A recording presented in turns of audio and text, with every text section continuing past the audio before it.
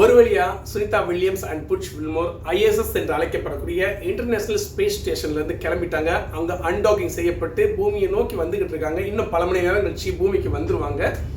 அமெரிக்காவில் இருக்கக்கூடிய புளோரிடாங்கிற இடத்துல தான் வந்து அவங்க தரையிறங்க போறதா தகவல்கள் வந்துகிட்டு இருக்கு, செய்திகள் வந்தவண்ண இருக்கு.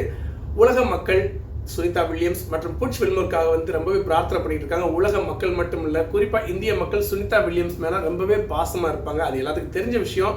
அதே மாதிரி சுனிதா வில்லியம்ஸோ இந்திய மக்கள் மீதும் ஸ்லேவனியா நாட்டின் மீது ரொம்பவே பாசமா இருப்பாங்க. அவங்க விண்வெளிக்கு போறப்ப இந்திய நாட்டோட சார்பா சமோசாங்கிற ஒரு உணவுப் பொருளையும் அதே மாதிரி ஸ்லேவனியா நாட்டை சேர்ந்த கொடியவும் எடுத்துட்டு போயிருக்காங்க. சுனிதா வில்லியம்ஸ் அமெரிக்கா ஓஹாயோ மாகாணத்தை சேர்ந்த தீபக் பாண்டியா மற்றும் ஸ்லேவனியா நாட்டை சேர்ந்த ஒர்சிலின் போனோ அப்படிங்கிற தம்பதியினருக்கு 3 குழந்தைகள்ல கடைக்குட்டியா பிறந்திருக்காங்க.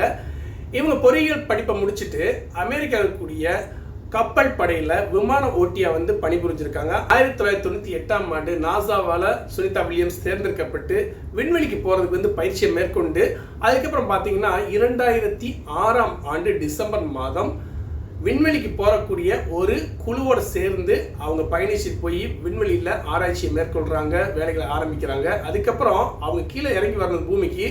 ஆனா அவங்க என்ன செய்றாங்க, அடுத்து வரக்கூடிய டீமோட சேர்ந்து திரும்ப வந்து அந்த வேலையை ஆரம்பிச்சு கிட்டத்தட்ட 192 நாட்கள் அங்கேயே இருந்து வேலை செஞ்சுட்டு திரும்ப வந்து 2007ஆம் ஆண்டு பூமிக்கு திரும்பி இருக்காங்க.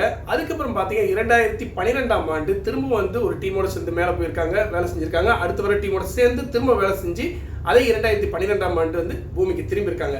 கிட்டத்தட்ட விண்வெளி வீரர்கள் என்ன செய்யறாங்கன்னா மேக்சிமம் 2 விண்கலத்தை தான் பயணம் செஞ்சிருக்காங்க. ஆனால் சுனிதா வில்லியம்ஸ் கிட்டத்தட்ட 4 விண்கலங்களை வந்து பயிற்சி எடுத்திருக்காங்க. 4 விண்கலத்தில் வந்து பயணம் செய்த ஒரே ஒரு வீராங்கனை, விண்வெளி வீராங்கனை சுனிதா வில்லியம்ஸ் மட்டும்தான். 59 வயதான சுனிதா வில்லியம்ஸ் அது மட்டும் இல்லாமல் கடைசி 2024ஆம் ஆண்டு போயிங் மற்றும் ஸ்பேஸ் எக்ஸ் அந்த நிறுவனத்தோட சேர்ந்து திரும்ப விண்வெளி ஆராய்ச்சி மையத்துக்கு போயிருக்காங்க. ஐஎஸ்எஸ் என்று அழைக்கப்படிய இன்டர்நேஷனல் ஸ்பேஸ் ஸ்டேஷனுக்கு போயிருக்காங்க.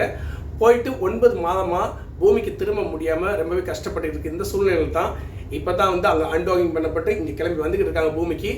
கூடிய சீக்கிரம் வந்துருவாங்க. உலக மக்கள் பிரார்த்தனையோட நல்லபடியாக வந்து சேருவாங்க. நம்ம சுனிதா வில்லியம்ஸ் சாதாரண இல்லைங்க, 150க்கு மேற்பட்ட சோதனைகளை மேற்கொண்டிருக்காங்க. 900 மணி நேரத்துக்கு மேல ஆராய்ச்சியை வந்து மேற்கொண்டிருக்காங்க.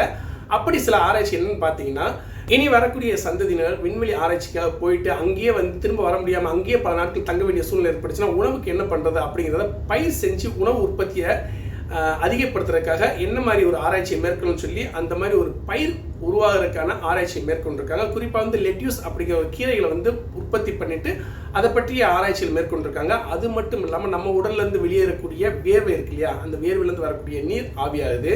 பின்ன சாப்பாடு செய்கிறப்பக்கூடிய நீர் வந்து ஆவியாகுது இல்லையா, இதெல்லாம் கீழே கிடையாது, விண்வெளி ஆராய்ச்சி மையத்தில் அந்த ஆவியான கூடிய நீர் விண்வெளி ஆராய்ச்சி மையத்தில் அங்கங்கே தேங்கி நிற்கும். அதை அகற்றக்கூடிய ஒரு கருவியை உருவாக்கி அதை பரிசோதித்தும் பார்த்துருக்காங்க.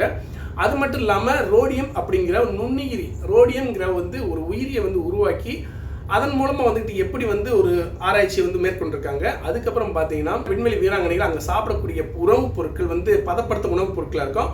அந்த உணவுப் பொருட்களை வந்து ஊட்டச்சத்து குறைவாக இருக்கும். அந்த ஊட்டச்சத்துக்கள் இருக்கக்கூடிய சத்துக்களை அதிகப்படுத்துறதுக்காக வந்து நுண்ணுயிரிகளை உருவாக்கி, ஈஸ்ட் மூலமாக நுண்ணுயிரிகளை உருவாக்கி அந்த உணவுப் பொருட்களில் ஊட்டச்சத்துக்களை அதிகப்படுத்துறதுக்கான ஒரு சோதனையை மேற்கொண்டிருக்காங்க. இந்த மாதிரி அதிக ஆராய்ச்சிகளையும் அதிகமான வந்து சாதனைகளையும் படைத்த சுனிதா வில்லியம்ஸ் நாளைக்கு நம்ம முன்னாடி கண்டிப்பாக இருப்பாங்கிறதுல வந்து மாற்றம் கிடையாது. So Sunita Williams and Butch வில்மோருக்காக கண்டிப்பாக நம்ம அனைவரும் பிரார்த்தனை பண்ணுவோம். நன்றி, வணக்கம். மீண்டும் தகவலுடன்.